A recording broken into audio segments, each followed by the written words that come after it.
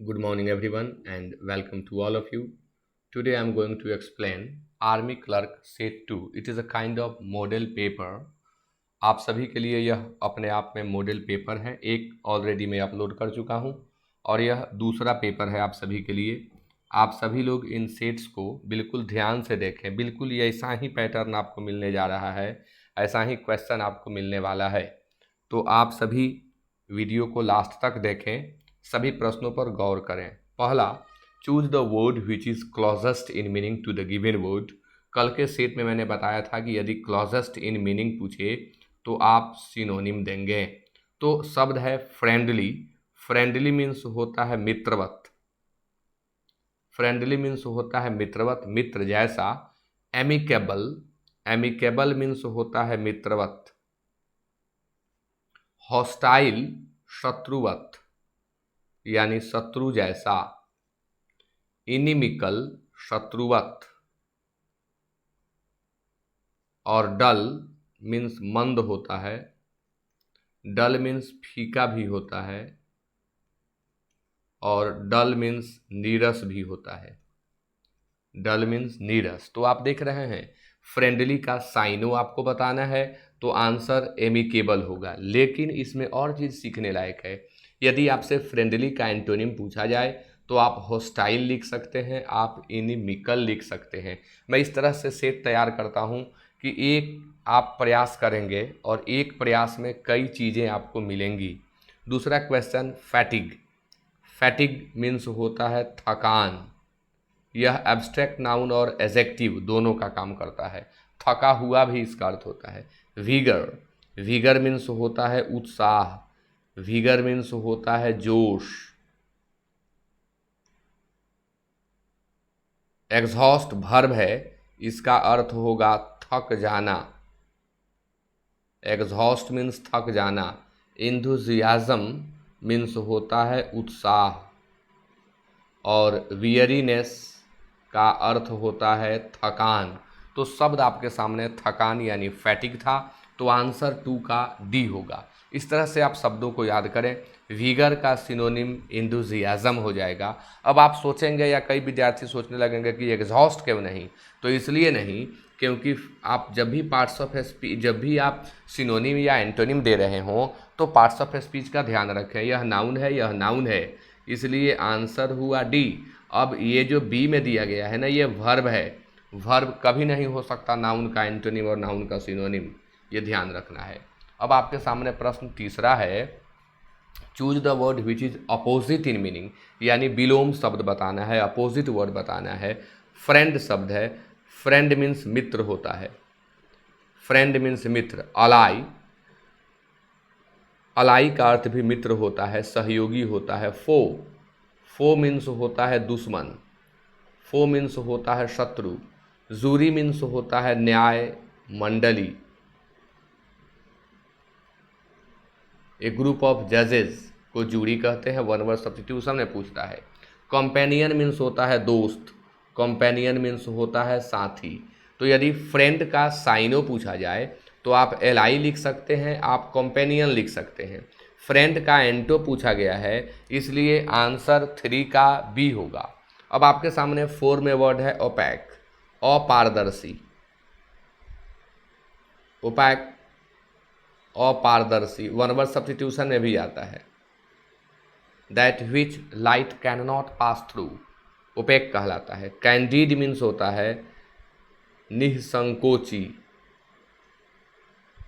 जो बिल्कुल संकोच न करे उसे हम कैंडिड कहते हैं। ईजी, आसान। ट्रांजिटरी, क्षणिक, वन वर्ड में आता है ट्रांजिटरी यानी living for a short period of time. Transparent, पारदर्शी। तो क्वेश्चन में अपारदर्शी है और ऑप्शन डी में हमको पारदर्शी मिल गया, यानी 4 का आंसर डी होगा। कई चीज़ आपको सीखने को मिल रहा है। आगे बढ़ते हैं। प्रश्न आपके सामने 5 है, इसमें आपको वन वर्ड बताना है। The place where bricks are made, जहाँ ईंटें बनाई जाती हैं उस जगह को क्या कहते हैं? तो ईंट भाटा कहते हैं हिंदी में, अंग्रेजी में किल्न कहते हैं। ईट भाथा और अंग्रेजी में किलन, अपीयरी और अभियरी में कई बार विद्यार्थी फंस जाते हैं। एपियरी मीन्स होता है मधुशाला, यानी जहाँ मधु प्राकृतिक तरीके से नहीं मैन मेड तरीके से बनाया जाता है, वह एपियरी है। एवियरी मीन्स होता है पक्षीशाला, जहाँ पक्षियों का पालन केंद्र हो, जहाँ पक्षियों को पाला गया हो, उसे एवियरी कहते हैं। याद रखेंगे, जहाँ मधुमक्खी पालन किया जाता है उसे एपियरी कहते हैं, और जहाँ पक्षियों को रखा जाता है, उनका पालन किया जाता है, उसे एवियरी कहते हैं। फर्नेस मीन्स होता है भट्ठी, फर्नेस मीन्स भट्ठी। तो क्वेश्चन तो आपको एक मिला, the place where bricks are made, but आपको 3 यहाँ महत्वपूर्ण वर्ड मिले जो कहीं ना कहीं पूछे जाएंगे। The place where birds are kept, birds are reared, तो आप एपियरी लिखें। The place where bees are prepared और मेड, वहाँ आप एपियरी लिखें। आर रियर्ड दिया जाए तब भी एपियरी लिखें। Now it is 6 and filler है यह। He applied dash the principle for leave, apply के बाद प्रिंसिपल है, तो जब भी अप्लाई शब्द के बाद पर्सन आए, ह्यूमन बींग आए, तो आप टू का प्रयोग करें। और अप्लाई किसी चीज़ के लिए किया गया हो तो फॉर का स्पष्ट है दोनों यहाँ। अप्लाई के बाद पर्सन आए, ह्यूमन बींग आए तो टू लगाएं, और कोई अन्य चीज़ आए तो आप फॉर लगाएं, दोनों यहाँ मिल रहा है आपको। She always writes dash ink, answer A होगा, she always writes in ink. Question number 8, we should dash relief to the flood victims. अब फ्लड विक्टिम्स को हमें राहत पहुंचाना चाहिए, राहत देनी चाहिए। रिलीफ मीन्स होता है राहत, तो यहाँ ऑप्शन ए है गिव, देना। बी में रेंडर है, रेंडर मीन्स देना या पहुंचाना। सी में इम्पार्ट है, इम्पार्ट मीन्स देना। डी में हैंड ओवर है, देना या सौंप देना। अब कहेंगे बड़ा कठिन प्रश्न है, सब में देना ही अर्थ आ रहा है, यूज कहाँ करें। सामान्य कोई वस्तु आप दे रहे हो तो गिव का प्रयोग करें। अगर आप किसी को नॉलेज दे रहे हैं, आप किसी को ट्रेनिंग दे रहे हैं, आप किसी को एजुकेशन दे रहे हैं, तो अंग्रेजी आप इम्पार्ट लिखें। और हैंड ओवर यानी किसी चीज़ को सौंप देना, एसाइन इसका सिनोनिम होता है।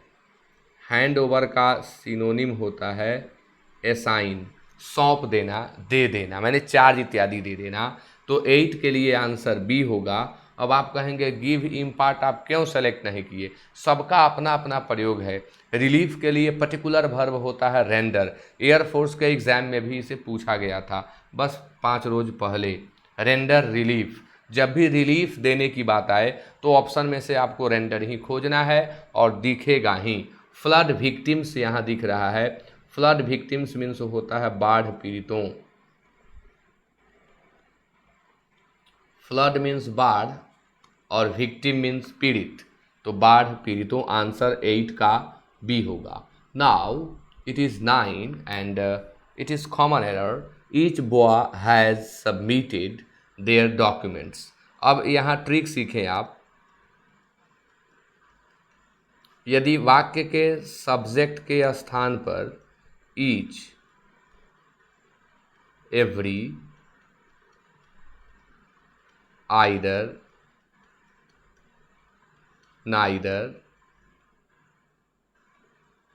someone, no one, anyone, everyone,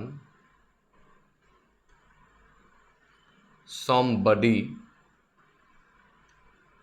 nobody, anybody, everybody जैसे शब्दों का यूज़ हुआ हो, मैं लिख ही देता हूँ डॉट डॉट नहीं, तो इनके लिए आप सिंगुलर वर्ब का यूज़ करें और इनके लिए आगे जा कर के पजेसिव एडजेक्टिव के रूप में या तो हिज का यूज करें, नहीं तो हर का बाद में कुछ भी लिखा हुआ हो। अब आप देख रहे हैं ईच बॉय, और यहाँ देयर बिल्कुल गलत है, आंसर सी होगा। देयर के जगह हम हिज का प्रयोग करेंगे। जब भी इनमें से कोई शब्द सब्जेक्ट के जगह पर आया हो तो उसके बाद के नाउन को देखिए मत। ऐसे ईच के बाद ईच, एवरी, आइदर, नाइदर, ये जो 4 शब्द हैं, इनके ठीक बाद जो भी नाउन आएगा वो हमेशा सिंगुलर ही होगा। लेकिन इनके बाद ऑफ लग जाता है तो नाउन प्लूरल हो जाता है। तो नाउन यहाँ सिंगुलर हो तब भी, नाउन यहाँ प्लूरल हो तब भी आपको यहाँ हिज का ही प्रयोग करना है। और यदि यहाँ गर्ल दिया हो, वुमन दिया हो, तब आप हर लगाइए। अगला question, supposing if she comes here what I do. तो सपोजिंग इफ, सपोजिंग के साथ इफ का प्रयोग ही नहीं होता है, दोनों में से किसी एक का यूज करना है। याद रहे आपको कि मानो के अर्थ में, यदि के अर्थ में या तो हम सपोजिंग लगाएंगे, नहीं तो हम इफ लगाएंगे। इन दोनों का प्रयोग एक साथ कभी नहीं करेंगे। Now it is 11 and it is a passage comprehension. मैंने 2 पैसेज दिया है। पहला पैसेज आपके स्क्रीन पर है, पहले मैं इसे समझा लेता हूँ, फिर आगे के स्लाइड में आप देखेंगे कि पैसेज के साथ क्वेश्चन भी है। तो पहले पैसेज समझ लें, उसके वर्ड को जान लें, तब हम क्वेश्चन की सहायता से आपको पैसेज समझाएंगे। साइंस एंड टेक्नोलॉजी, सूचना विज्ञान और प्रौद्योगिकी, विज्ञान और प्रौद्योगिकी are important parts of our day to day life, यानी हमारे दैनिक जीवन, डे टू डे लाइफ यानी हमारी रोज़मर्रा, हमारे रोज़ के जीवन को हम डे टू डे लाइफ कहते हैं। साइंस और टेक्नोलॉजी यानी विज्ञान और प्रौद्योगिकी हमारे दैनिक जीवन के महत्वपूर्ण अंग हैं।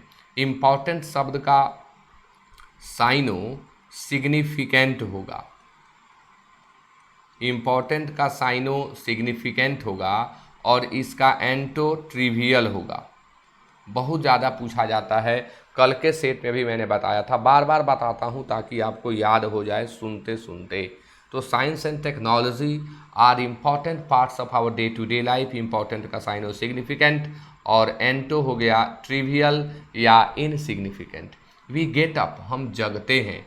गेट अप एक फ्रेजल वर्ब है जिसका अर्थ होता है जगना। We get up in the morning, preposition morning के पहले आप हमेशा इन लगाएं।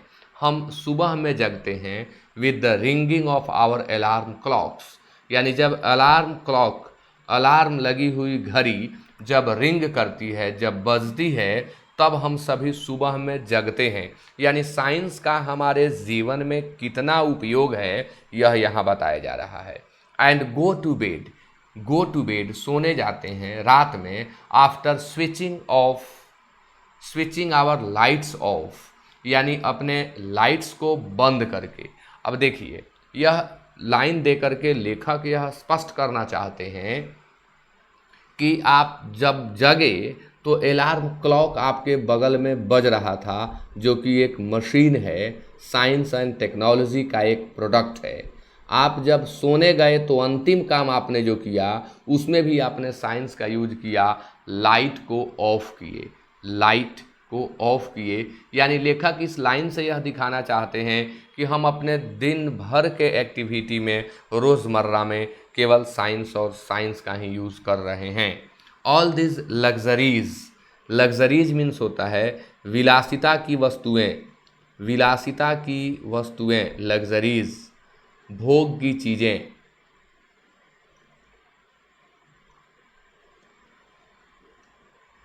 All this luxuries that we are able to afford, afford means होता है खर्च उठाना। जिन विद्यार्थियों को हिंदी निकालने नहीं आता है वे ध्यान से सुनेंगे, निकालने आ जाएगा। All this luxuries that we are able to afford, ये सभी विलासिता की वस्तुएं जिनका खर्च हम उठा पा रहे हैं, उठाने योग्य हैं, are products of science and technology, वे उत्पाद हैं साइंस और टेक्नोलॉजी के, यानी वे निर्मित किए गए हैं, वे प्रोड्यूस किए गए हैं विज्ञान और प्रौद्योगिकी के द्वारा। मोस्ट इम्पॉर्टेंटली, सबसे महत्वपूर्ण यह है कि how we can do all this in a short time are because of the advancement of science and technology. इतनी जल्दी हम इतने कम समय में, in a short time, preposition है भरने को आ जाए, शॉर्ट टाइम या लॉन्ग टाइम के पहले तो आप इन ही भरें। इन सभी चीज़ों को हम इतने कम अवधि में, इतने कम समय में कर पाए, इसका सारा श्रेय जो है साइंस एंड टेक्नोलॉजी के एडवांसमेंट को जाता है, यानी इसके डेवलपमेंट को जाता है।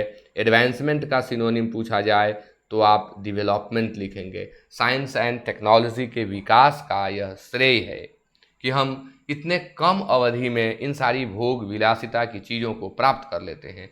इंडीड का हिंदी होता है वास्तव में, इसीलिए जब मैं पैसेज देता हूं तो पहले एक बार पैसेज को पढ़ा देता हूं ताकि उस समय सारे वर्ड मैं बता दूं, तब पैसेज समझाऊं। इंडीड का सिनोनिम इनफैक्ट, यदि ऑप्शन में इनफैक्ट न हो तो really. Indeed our existence itself depends on it now, हमारा अस्तित्व जो है, एग्जिस्टेंस एग्जिस्ट शब्द से बनता है जिसका हिंदी होता है अस्तित्व। हमारा अस्तित्व खुद साइंस एंड टेक्नोलॉजी पर ही टिका हुआ है। डिपेंड के साथ प्रेपोजिशन आप ऑन लगाएंगे।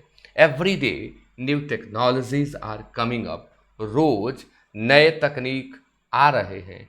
विच are making human life easier and more comfortable, जो मानवीय जीवन को आसान बना रहे हैं और आरामदायक बना रहे हैं। कंफर्टेबल, आरामदायक, ये पैसेज की समझ हुई। पैसेज शब्द को आप कॉम्प्रिहेंशन भी कहते हैं, और कॉम्प्रिहेंशन शब्द कॉम्प्रीहेंड शब्द से बना है जिसका अर्थ होता है समझना।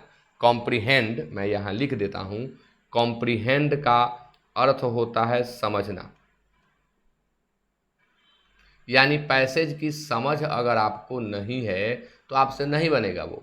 जब कॉम्प्रिहेंशन आप कहीं देखते हैं तो समझ जाएं कि वो आपके समझ का टेस्ट है। इसका हिंदी ही होता है समझ। कॉम्प्रिहेंशन मीन्स समझ। इससे एक और शब्द एडजेक्टिव बनता है जो कॉम्प्रिहेंसिव हो जाता है, और कॉम्प्रिहेंसिव मीन्स होता है व्यापक। कॉम्प्रिहेंसिव मीन्स होता है विस्तृत। कॉम्प्रिहेंसिवली बनता है व्यापक रूप से, विस्तृत रूप से।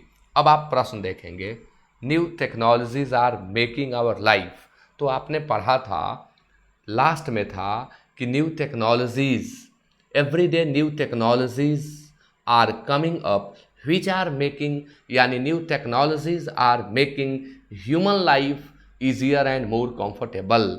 तो easier and more comfortable C में दिया गया है, इसलिए एग्जैक्ट आंसर सी होगा। हमारे जीवन को महत्वपूर्ण बना रही हैं, एडवांस्ड बना रही हैं। हार्ड एंड बीजी अपने मन की बात हुई। अकॉर्डिंग टू पैसेज 11 का आंसर सी होगा। आइए 12 नंबर क्वेश्चन देखते हैं।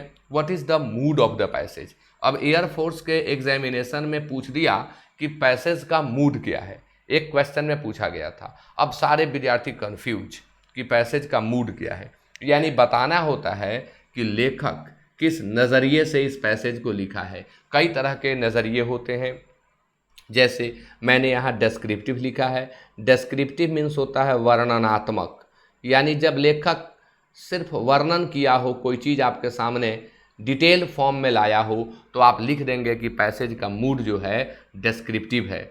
आयरॉनिकल यानी व्यंग्यात्मक, यानी लेखक व्यंग्य किया हो, उसमें कटाक्ष किया हो, तो उसका मूड जो होगा, मूड या टोन दोनों एक ही चीज़ है, तो वो व्यंग्यात्मक हो जाएगा।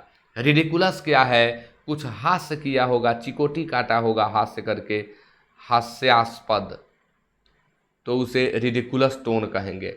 और एप्रिसिएटिव यानी किसी बात की सराहना किया होगा, प्रशंसात्मक टोन होगा उसका।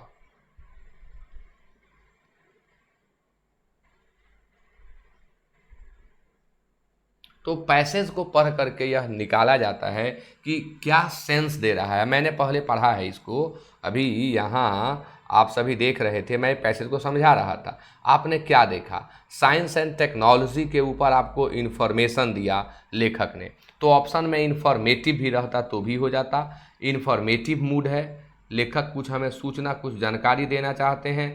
इनका मूड डिस्क्रिप्टिव है, ये हमें डिटेल दे रहे हैं, सूचना दे रहे हैं, तो डिस्क्रिप्टिव लिखें तब भी सही होगा, इन्फॉर्मेटिव लिखें तब भी सही होगा। ऐसे प्रश्न आ जाएं तो आप बिल्कुल ना घबराएं, आप पैसेज को देख लें। यदि पैसेज में सिर्फ डिस्क्रिप्शन है, वर्णन है, तो डिस्क्रिप्टिव मूड है। या इंफॉर्मेटिव मूड है। पैसेज में व्यंग कसा गया है, ताना मारा गया है तो आयरॉनिकल है। पैसेज में हास्य किया गया है, किसी की निंदा की गई है तो रिडिकुलस टोन है। यदि किसी की प्रशंसा की गई है तो अप्रिसिएटिव टोन है। यही सब तो टोन होते हैं, इन्हीं पर पकड़ कर लेना है आपको। अब प्रश्न 13 आपके सामने है, the passage shows that.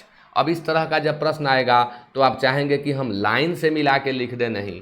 The passage shows that, the passage refers to which of the following, किसको दर्शा रहा है, इसके लिए पूरे पैसेज की समझ होनी जरूरी होती है। तो हमने देखा पूरा पैसेज जो है साइंस एंड टेक्नोलॉजी के ऊपर लिखा गया है।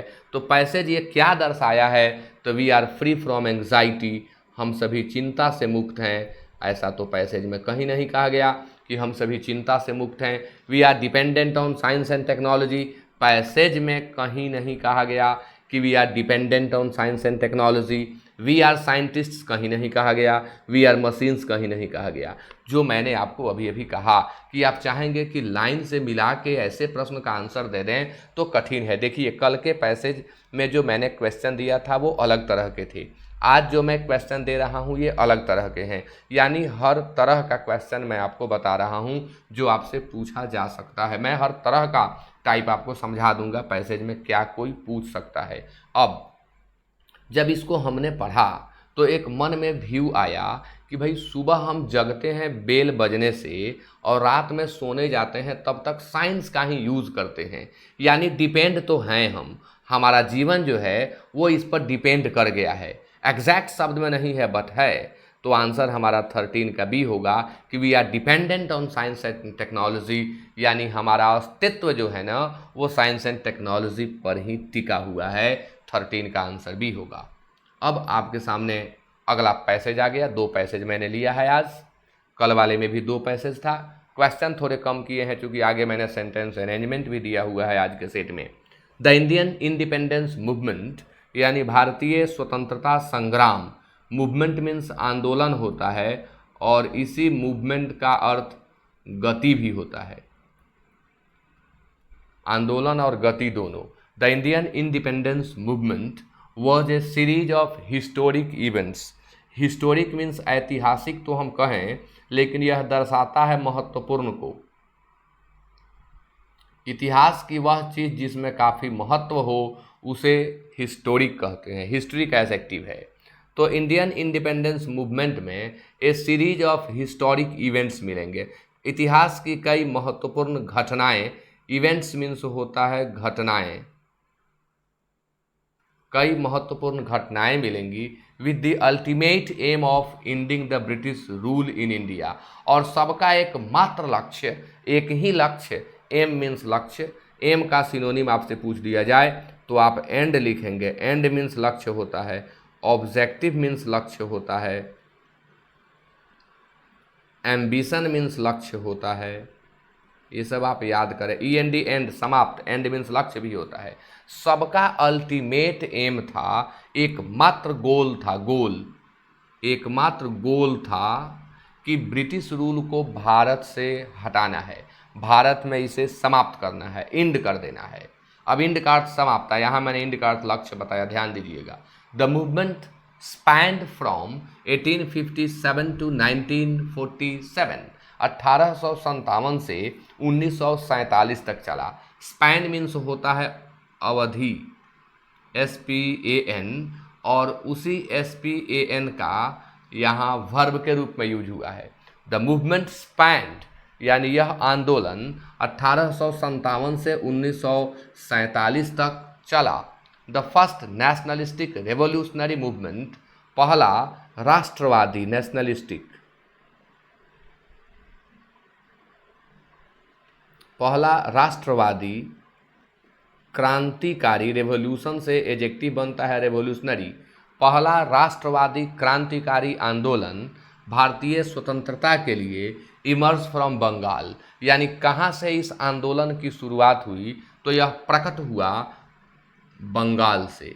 इमर्ज प्रकट होना, इमर्ज सामने आना। याद करें इमर्ज के साथ प्रेपोजिशन हमेशा फ्रॉम लगेगा। तो बंगाल से इसकी शुरुआत हुई। It later took root in the newly formed Indian National Congress, और आगे चलकर इसने अपना जड़ जमा लिया, यानी काफ़ी गहरा स्थान बना लिया नवनिर्मित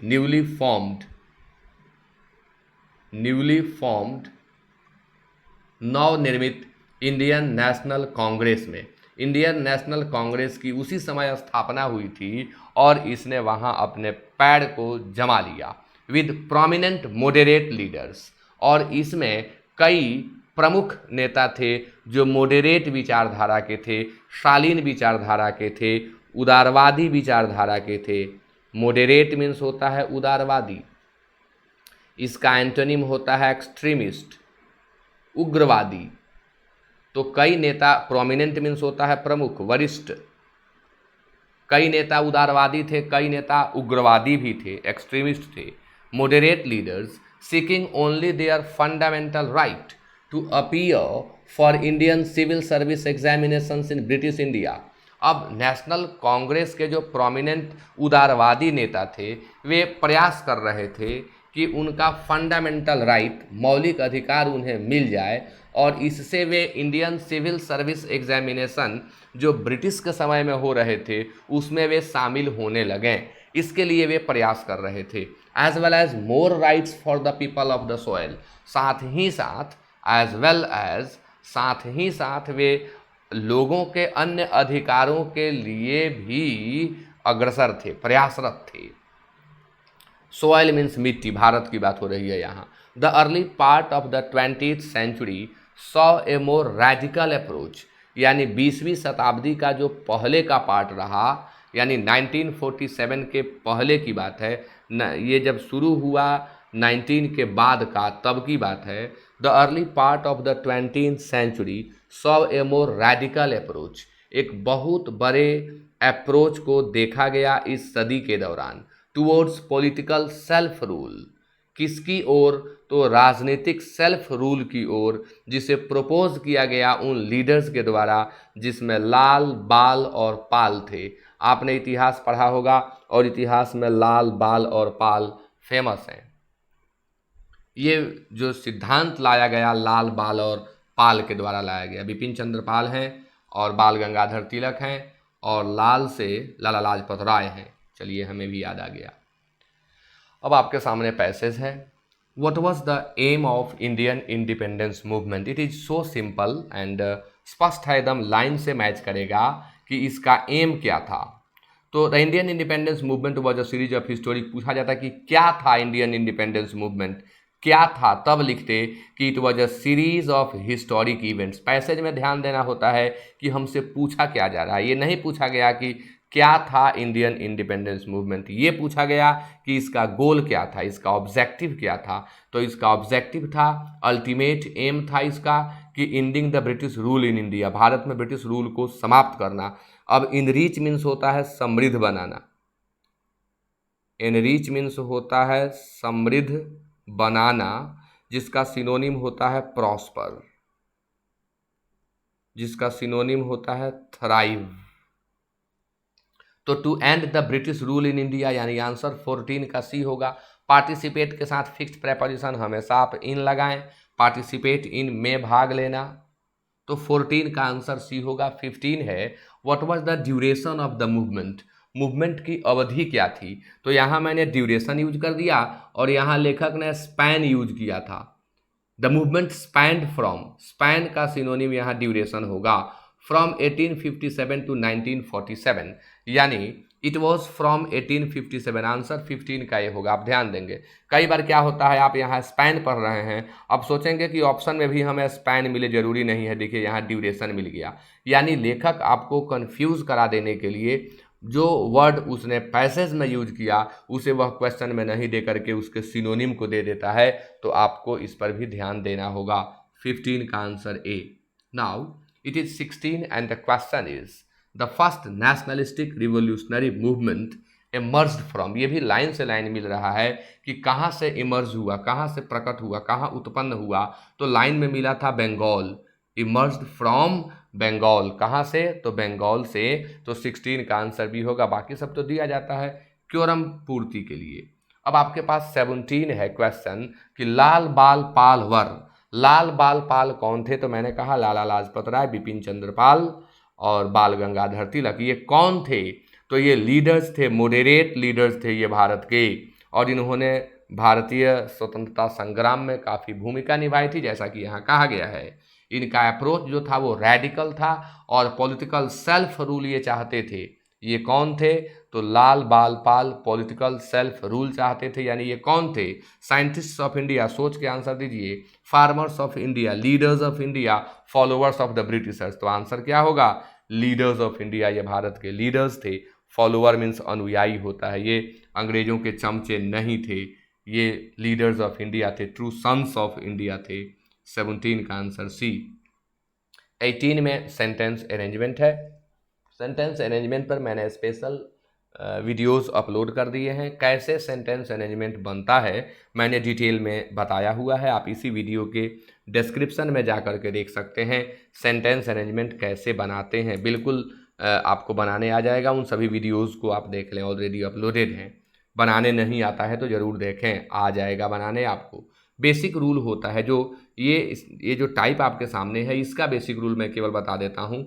सबसे पहले हमें सब्जेक्ट खोजना होता है, तब हमें वर्ब खोजना होता है, तब हमें ऑब्जेक्ट को खोज करके रख लेना होता है, और तब हमें अदर वर्ड्स या रिमेनिंग वर्ड्स को रखना होता है। यानी पी से हम शुरू नहीं कर सकते हैं, कल्याण सिंह से शुरू कर सकते हैं, farmer UP chief minister, the health condition of.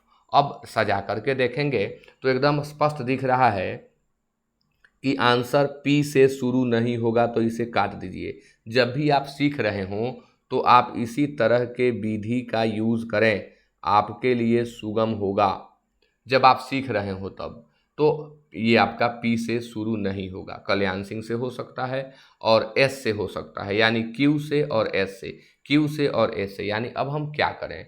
तो कॉमनली यही होगा कि the health condition of former UP chief minister Kalyan Singh is not safe. एक और तरीका आप यूज़ कर सकते हैं कि जिसमें क्यू के बाद पी आया हो वही आंसर होगा, तभी आपका एक ही कट पा रहा है।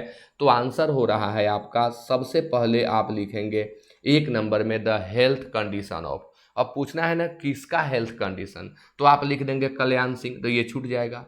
अगर आप लिख देंगे एस के बाद क्यू तो ये छूट जाएगा, तो इसे रखिए 2 नंबर में, तब इसे आप रखिए 3 नंबर में, तब इसे आप रखिए 4 नंबर में। तो ये ग्रामेटिकली करेक्ट होगा, मीनिंगफुल बनाना है आपको।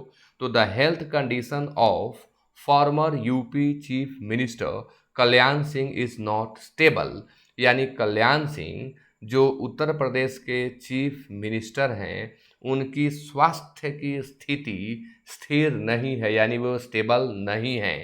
तो आंसर हुआ S R Q P, S R Q P, यानी 18 का आंसर डी। ऐसे ही बनाना होगा, संभल संभल के आपको बनाना होगा। बहुत जल्दी बनाने का कोई शॉर्टकट नहीं होता, अगर कोई टीचर बता रहे हैं तो झूठ बोल रहे हैं। It is 19। P and continues है। अब एंड से हम थोड़े ही शुरू कर सकते हैं, लेकिन संयोग है कि शुरू भी नहीं किया गया है पी से। Option is organized at Deoghar, Q से भी शुरू नहीं कर सकते हैं, क्यू गया क्योंकि क्यू में वर्ब है। एवरी ईयर तो टाइम है, इससे भी शुरू नहीं कर सकते हैं, यानी ये भी गया। द श्रावणी मेला, स्पष्ट है ना कि सब्जेक्ट यही होगा, यानी सबसे पहले the Shravani Mela, the Shravani Mela subject मिल गया। अब जब सब्जेक्ट मिल जाए तो वर्ब खोजेंगे, तो एस के बाद क्यू होगा। The Shravani Mela is organized at Deoghar, Deoghar place है, प्लेस के बाद टाइम, यानी 3। The Shravani Mela is organized at Deoghar every year and continues for a month, यानी श्रावणी मेला देवघर में प्रत्येक वर्ष लगाया जाता है और वह 1 महीने तक कंटिन्यू रहता है। इधर कोरोना से नहीं लग रहा है, लेकिन मैंने उसी पर एक सेंटेंस अरेंज करके आपको दे दिया था। यानी आपका आंसर होगा 1 2 3, ये हो जाएगा 4 नंबर में, यानी इसमें भी होगा S R Q P, S R Q P.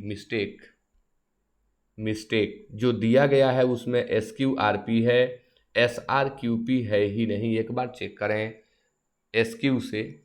The Shravani Mela is organized at Deoghar, हाँ ऐसे ही तो लिखा है मैंने, एस के बाद क्यू, पढ़ने में मिस्टेक हुआ था, बनाया हूँ सही। The Shravani Mela is organized at Deoghar every year, SQRP आपका आंसर होगा, यानी आंसर बी होगा, आंसर बी। और मैंने एक्सप्लेन कर दिया है।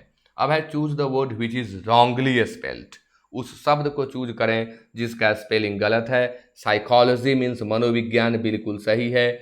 गवर्नमेंट मीन्स सरकार, बिल्कुल सही है। कमिटी मीन्स समिति, बिल्कुल सही है। तो गलत कौन है? तो सैटेलाइट गलत है। इसका स्पेलिंग याद कर लें आप सभी, मैं यहाँ लिख दे रहा हूँ, सैटेलाइट। तो आज के इस सेट में मैंने कुल 20 प्रश्न आपको बताए, complete set, complete model paper है यह आपके लिए। आप सभी इन सबको याद करें और परीक्षा में बिल्कुल ही आप अच्छा कर पाएंगे। वीडियो अच्छा लगा हो, इम्पॉर्टेंट चीज़ें मिली हों तो शेयर करना ना भूलें और लाइक करना ना भूलें। फिर मिलते हैं कल एक नए वीडियो के साथ। Okay, so thank you very much.